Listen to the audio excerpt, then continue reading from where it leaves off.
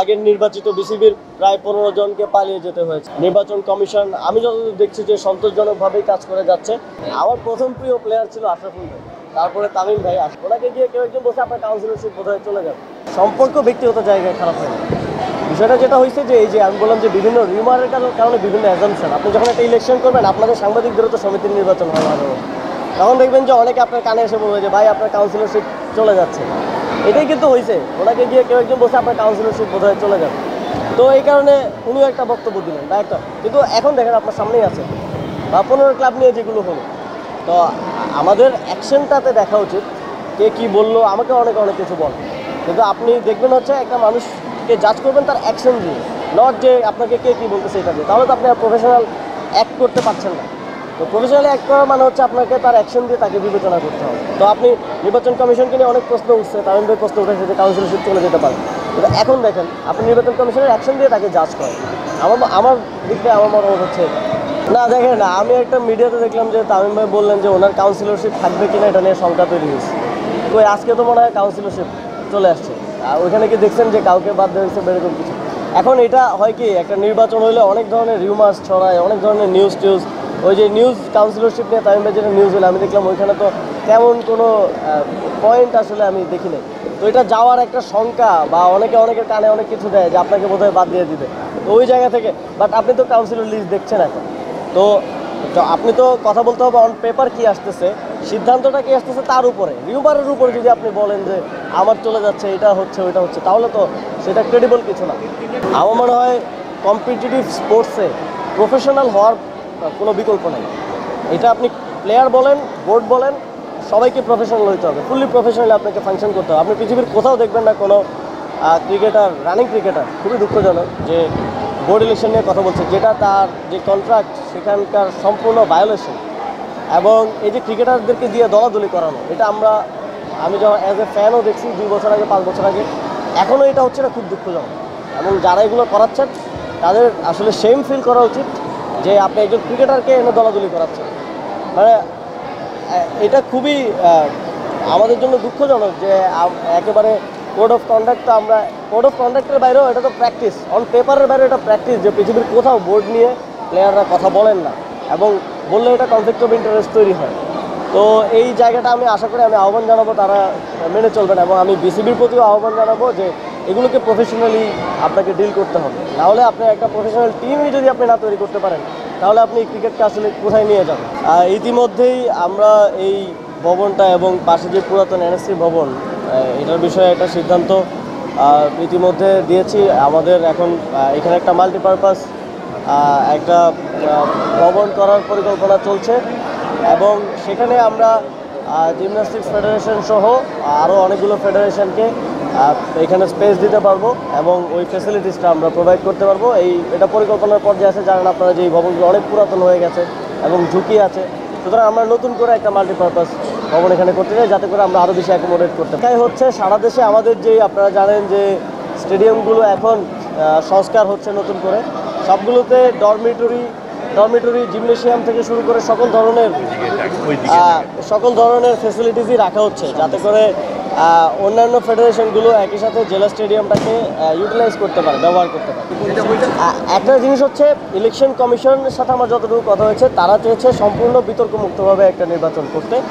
তো ক্লাবগুলোর বিষয়ে যেহেতু আপনারাই রিপোর্ট করেছেন যে কীভাবে অনিয়ম করে তারা কোয়ালিফাই করেছে ডিভিশনে, আমরা স্পোর্টসে চাই সামনে এমন ক্লাব আসুক। আপনারা জানেন যে আগে এই জায়গাটা অনেক বেশি ক্লোজ ছিল, অনেকেই ঢুকতে পারতো না, ভালো কর্পোরেট প্রতিষ্ঠান ঢুকতে পারতো না। কিন্তু তো তাদের জন্য একটা ভালো ইকোসিস্টেম দেয় যাতে তারা টিম নিয়ে আসতে পারে, তারা স্পোর্টসটাকে প্রমোট করলে, তারা ইনভেস্ট করলেই একটা ভালো ইকোসিস্টেম গড়ে ওঠে। সরকার তো তেমন ইনভেস্টমেন্ট করতে পারে না।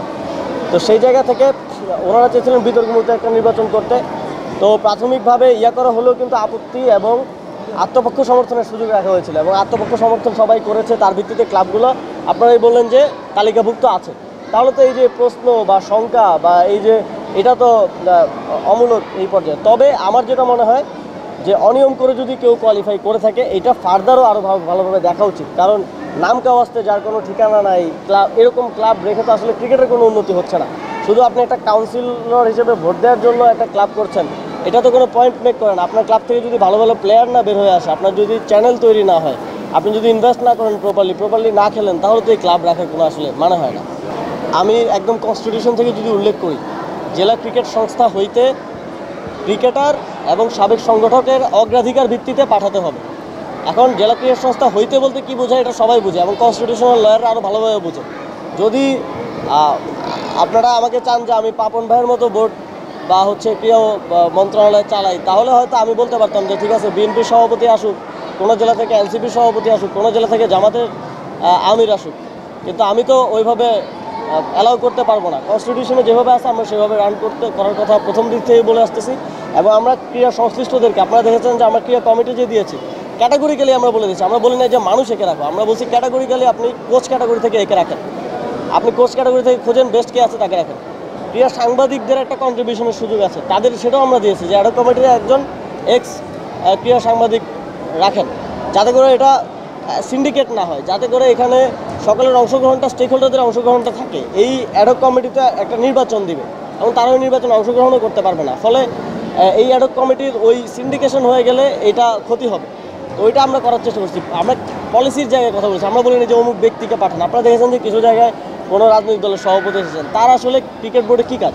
কাউন্সিলর তো ভোট দেওয়া ছাড়াও আরও কাজ আছে, তার জিএমগুলোতে অংশগ্রহণ করতে হয়। একটা কনস্টিটিউশন চেঞ্জ করতে হলে তার এখানে পলিসি মেকিংয়ে তার ভূমিকা আছে। তো একজন রাজনৈতিক দলের সভাপতির পলিসি মেকিংয়ের ভূমিকাটা কোথায়? তো ওই জায়গা থেকে আমরা নীতিগতভাবে বলেছি যে আপনারা কনস্টিটিউশনটাকে মানেন। এখন অগ্রাধিকার ভিত্তিদের ক্ষেত্রে যেটা হয়েছে যে বিভিন্ন জায়গায় ক্রীড়া সংস্থা বসেছে, মিটিং করে তারা সিদ্ধান্ত নিয়েছে যে কাকে পাঠাবে। কিছু জায়গায় এমন হয়েছে, আমি শুনলাম ওই যে 2জন ক্রীড়া অফিসার আর একজন ডিসি বোধহয় এসছে কাউন্সিলর হিসেবে। তা আমি খোঁজ নিলাম যে কেন এরকমটা হলো। তো ওনারা আমাকে যেটা বললেন যে স্যার আমরা মিটিংয়ে বসছি, মিটিংয়ে 5জন সদস্য, 5জনই ক্যান্ডিডেট। তো লাস্টে ওনাদের মধ্যে ঝামেলা করে ওনারা আমাদেরকে বললো যে স্যার আপনি হন, যাতে আমাদের মধ্যে কনফ্লিক্টটা মিটিগেট করা যায়। ফলে সে ক্রীড়া অফিসার অ্যাজ এ ক্রীড়া সংস্থার সেক্রেটারি এসেছেন, ক্রীড়া সংস্থার একজন মেম্বার হিসেবে অ্যাকর্ডিং টু কনস্টিটিউশন এসছেন। ডিসি আসলেও সে ক্রীড়া সংস্থার আহ্বায়ক হিসেবে এসছেন, নট যে ডিসি হিসেবে এসছেন। তো এইটা ক্লিয়ার ডিমার্কেশনটা বোঝা জরুরি। নির্বাচন মানেই তো মুখোমুখি অবস্থা। নির্বাচন যদি আপনি মনে করেন যে প্রতিদ্বন্দ্বিতা হবে না, মুখোমুখি অবস্থা হবে না, তাহলে এটা তো ঠিক না। একটা জিনিস হচ্ছে, দেখার বিষয় হচ্ছে আমরা পক্ষপাতহীন এবং একটা অন্তর্ভুক্তিমূলক এবং অংশগ্রহণমূলক নির্বাচন হচ্ছে কিনা সেটা নিশ্চিত করাটা প্রয়োজন। এখন পর্যন্ত সোফার আমি দেখছি ঠিক আছে, এবং যে আপত্তিগুলো, যেই এক ধরনের অনিশ্চয়তা ছিল, সেটা কিন্তু আজকে এই যে তালিকা আসলো সেখানে সবাইকে অ্যাকোমোডেট করার মধ্য দিয়ে সলভ হয়ে গেছে। এখন কাউন্সিলররা ভোট দিবে, ভোটের মাধ্যমে যারা নির্বাচিত হয়ে আসবে তারা লিডারশিপে আসবে। এবং আগের নির্বাচন কী হতো, একজন প্রেসিডেন্ট হবে, মাননীয় প্রধানমন্ত্রী বলে দিয়েছেন, এখন তার জন্যই সকল আয়োজন হতো। তো এবার তো সেরকম না, এবার প্রতিদ্বন্দ্বিতা হচ্ছে, এবং এখানে ট্রু প্রতিদ্বন্দ্বিতা হচ্ছে। এখানে দুইজনেরই পাল্লা যথেষ্ট ভারী। প্রতিদ্বন্দ্বিতার মধ্য দিয়ে যে আসবে সে, তাকে মেনে নিতে কারো কোনো সমস্যা থাকা উচিত না। গণতান্ত্রিক প্রক্রিয়ায় যে আসবে সে। তো এই পরিবেশটাই আমরা সামনেও চাই, যে প্রতিদ্বন্দ্বিতা হবে। কোনো প্রধানমন্ত্রী এসে ঠিক করে দিবে না, বা কোনো প্রধান উপদেষ্টা বা ক্রীড়া উপদেষ্টা কেউ ঠিক করে দিবে না যে কে হবে, তার জন্যই সব আয়োজন হবে। বাকিদেরকে এলিমিনেট করা হবে, বাকিদেরকে বলা হবে যে তুমি নির্বাচনে দাঁড়াও না। কাউকে ডিজিএফআই ফোন দিবে বা কোনো গোয়েন্দা সংস্থা দিয়ে কল দেওয়ানো হবে যে আপনি আইসেন না। তো এবার তো এরকম কোনো কিছু আপনারা দেখেন নাই। ছোটোখাটো দু একটা নির্বাচন ঘিরে সিচুয়েশন তৈরি হয়েছে, যেটা আমরা মনে করি যে আমরা সেগুলোকে মিটিগেট করার চেষ্টা করেছি। আমরা সবার সাথে কথা বলেছি যে এই যে দখল বা ব্যাড প্র্যাকটিস, এগুলো আমরা অ্যাভয়েড করে চলি সকল দিক থেকে। আপনারা দেখেছেন যে সবাই বলে থাকে যে ক্রীড়া সংস্থা থেকে মন্ত্রণালয় নিয়ন্ত্রণ করেছে কারা। তো মন্ত্রণালয় নিয়ন্ত্রণ করলে তো প্যাটার্নটা আপনারা বুঝতে পারতেন, যে কোথাও যদি আমার পরিচিত কেউ বা আমার কোনো আত্মীয় বা আমার কোনো মনে করেন, অনেকে বলে যে আমি কোনো পলিটিক্যাল পার্টির সাথে অ্যাফিলিয়েটেড, তারা যদি কেউ আসতো তাহলে আপনি বলতে পারতেন। সব জায়গা থেকে ক্রিকেট সংশ্লিষ্ট লোকজনকে, ক্রীড়া সংস্থার লোকজনকে আনার চেষ্টা করেছে, যাদেরকে আমি চিনিও না। আসিফ আকবর ভাই এক জায়গা থেকে এসছেন, কাউন্সিলর, ওনাকে তো আমরা চিনি বিএনপি পন্থী অ্যাক্টিভিস্ট হিসেবে, গায়ক হিসেবে তো আমরা চিনি। তাহলে আমি এক জায়গা থেকে দেখলাম যে মীর হেলাল সাহেব এসেছেন। তো এটা যদি কন্ট্রোলড হতো তাহলে তো তারা আসতে পারতেন না। তো এই অভিযোগগুলো আমার মনে হয় যে শুধু দেওয়ার জন্য অভিযোগ দেয়া, এবং আগে থেকে একটু বলে রাখা যে এরকম কিছু একটা বোধহয় হচ্ছে। কিন্তু আজকে কাউন্সিলর লিস্ট প্রকাশের মধ্য দিয়ে আমি পুরোটা দেখতে পারি না, আমি দেখব নিজেও। আমার মনে হয় যে সব সমস্যার বা সব গুঞ্জনের একটা ইতি এসেছে, এবং সামনে প্রার্থী তালিকা আসবে, প্রার্থী তালিকা চূড়ান্ত হবে। আর আমার মনে হয় না কোনো কিছু নিয়ে সমস্যার কোনো সুযোগ আছে। প্রথমত আপনারা জানেন যে 5 আগস্টের পরে আগের নির্বাচিত বিসিবির প্রায় 15 জনকে পালিয়ে যেতে হয়েছে। তো আমরা একটা ভঙ্গুর বিসিবি পেয়েছি, এবং এই ভঙ্গুর বিসিবি দিয়েই কোনো রকম জোড়াতালি দিয়ে 1 বছর নির্বাচনের সময় পর্যন্ত আমরা আসলাম। তো আমার মনে হয় যে একটা ফুল টিম কাজ না করলে ক্রিকেটের উন্নতি হওয়া সম্ভব না, যে কারণে নির্বাচনটা আমরা যথাসময়ে করার উদ্যোগ গ্রহণ করেছি এবং আশা করি যে যথাসময়ে নির্বাচনটা হবে। এবং এখানে যারা সংশ্লিষ্ট আছেন আমাদের এখন পর্যন্ত যুব ক্রীড়া মন্ত্রণালয়, বিসিবি, নির্বাচন কমিশন, আমি যতদূর দেখছি যে সন্তোষজনকভাবেই কাজ করে যাচ্ছে।